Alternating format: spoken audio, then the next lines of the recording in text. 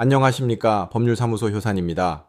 개인회생을 신청하시는 채무자분들이 매일 밤 잠 못 이루며 간절히 바라는 단 하나의 목표가 무엇일까요? 단순히 법원에 서류를 접수하고 독촉 전화를 멈추는 것일까요? 아닙니다. 바로 3년 혹은 5년이라는 긴 인고의 터널을 무사히 지나 최종적으로 법원의 면책 결정을 받아 빚의 사슬을 완전히 끊어내고 당당한 사회인으로 복귀하는 것입니다. 그런데 여러분, 이 면책이라는 결승선에 무사히 도착하기 위해 가장 먼저 선행되어야 할 핵심이 무엇인지 아십니까? 바로 내게 꼭 맞는 변제금 맞춤 설계입니다. 실무 현장에서 수많은 사건을 접하다 보면 정말 가슴 아픈 경우를 많이 봅니다. 법원은 기본적으로 국가기관입니다. 채무자의 사정을 일일이 배려해주기보다는 채권자의 이익을 고려하여 변제금을 최대한 높게 측정하려 합니다.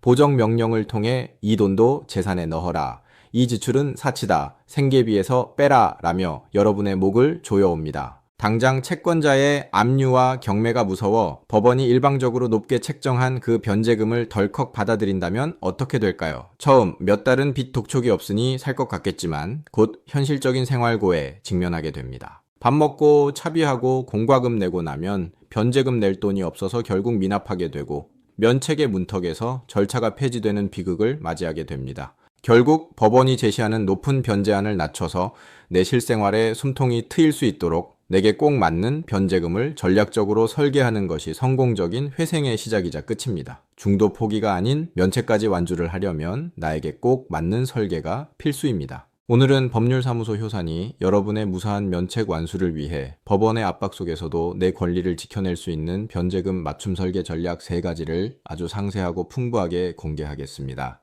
오늘의 본격적인 내용에 앞서 구독과 좋아요 부탁드립니다. 이 터치 2번이 여러분의 성공적인 재기를 돕는 실무 정보를 제작하는데 정말 큰 힘이 됩니다.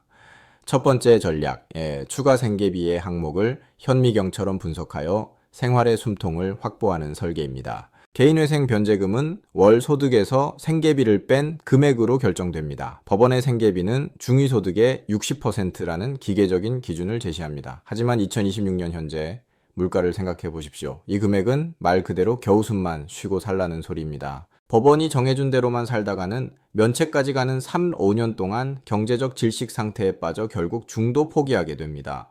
따라서 우리는 법원이 이 관행적으로 인정하는 이 범위 밖의 생계비를 적극적으로 발굴해서 설계에 반영해야 합니다. 먼저 의료비입니다. 단순히 병원비 몇만 원이 아닙니다. 본인이나 가족 중 만성질환이 있다면 향후 발생할 예상치료비, 간병비, 심지어 정기적으로 복용해야 하는 건강보조식품이나 재활비용까지도 논리적으로 소명해야 합니다. 법원에 이 비용이 없으면 우리는 생존이 불가능하다는 것을 입증하여 생계비의 파이를 키워야 합니다. 둘째는 주거비입니다. 월세뿐만 아니라 관리비, 주거 유지비가 지역별 기준을 초과한다면 이 또한 설계에 반영해야 합니다. 셋째는 교육비와 양육비입니다. 단순히 학교 등록금뿐만 아니라 아이의 발달에 필수적인 치료비, 미성년 자녀의 기초적인 학원비 등도 실무적으로는 다퉈볼 여지가 충분합니다. 여기에 더해 통신비와 교통비도 있습니다. 업무 특성상 통신비가 과다하게 나오거나 원거리 출퇴근으로 인한 유류비가 일반적인 수준을 넘는다면 이 역시 추가 생계비의 대상입니다.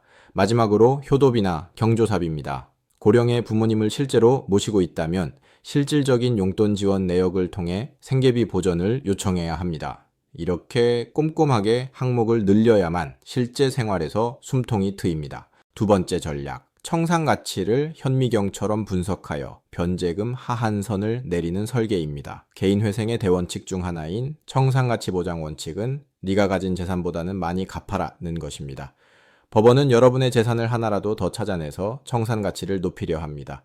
재산이 높게 잡히면 변제금도 올라갑니다. 여기서 법원의 일방적인 계산을 방어하는 맞춤형 재산 설계가 필요합니다. 우선 면제재산 및 압류금지 채권을 100% 활용해야 합니다. 주택보증금 중 소액보증금은 당연하고 퇴직금의 절반, 보장성, 보험에 해약 환급금 중 일정 금액 등 법적으로 압류할 수 없는 자산들을 명확히 구분해서 재산 목록에서 제외시켜야 합니다. 또한 재산의 가치 평가를 전략적으로 해야 합니다.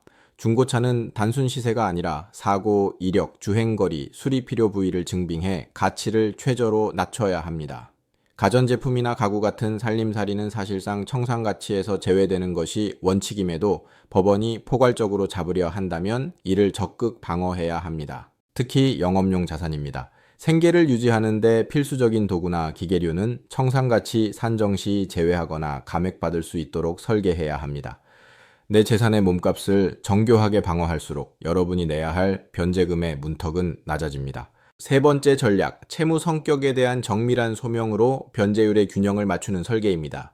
최근 발생한 대출이나 투자 실패로 인한 채무가 있다면 법원은 고압적으로 원금 100% 상환을 요구할 수 있습니다. 이런 요구를 그대로 수용하면 생활은 무너지고 면책은 멀어집니다. 이때 필요한 것이 채무의 질적 설계입니다. 비록 결과는 투자 실패일지라도 그 대출금이 실제로는 가족의 수술비로 먼저 쓰였거나 코로나 같은 불가항력적인 경기 침체로 사업장을 유지하기 위해 어쩔 수 없이 늘린 빚이었는지를 통장 내역과 함께 꼼꼼히 구성해야 합니다. 또한 성실 변제 의지를 보여주는 설계가 필요합니다. 과거에 신용을 지키려 노력했던 기록, 현재 성실히 근로하고 있는 모습 등을 부각하여 법원이 이 사람은 조금만 도와주면 확실히 재기할 수 있겠다 라고 판단하게 만들어야 합니다.